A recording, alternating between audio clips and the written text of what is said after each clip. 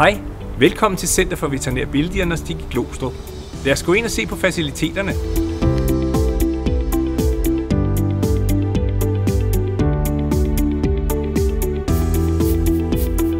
Her har vi vores ekorum, altså der hvor vi udreder vores hjertepatienter.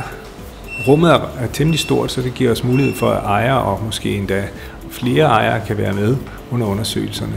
Det er meget ofte, at det giver en ro for patienten, at de er med. Vi har delt det op, således at vi også har et ultralydsrum, som er mere egnet til muskelskeletal og abdomenscanninger.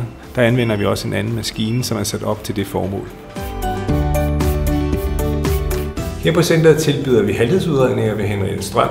Til det har vi et dejligt stort lokale, hvor vi faktisk kan gøre det indenfor, men tit så går vi ud på parkeringspladsen eller de tilstødende græsarealer, som ligger i forbindelse med ejendommen. Vi har forsøgt at samle det således, at vi har mulighed for at overvåge vores enkelte modaliteter fra centralt hold. Det giver en arbejdsgang, som er rar, og samtidig kan vi være sammen alle sammen, hvilket også hjælper på arbejdsmiljøet. Vi har mulighed for både at overvåge CT og MR på samme tid, og samtidig, hvis man kigger rundt, så har vi også vores røntgen lige ved siden af. Vores røntgeninstallation er orienteret for humansektoren. Det giver nogle fordele.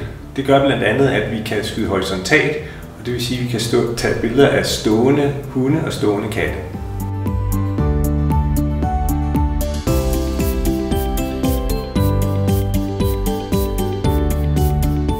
På centret tilbyder vi også undervisning. Det foregår på første sal, hvor vi har nogle dejlige lokaler, der er store og åbne.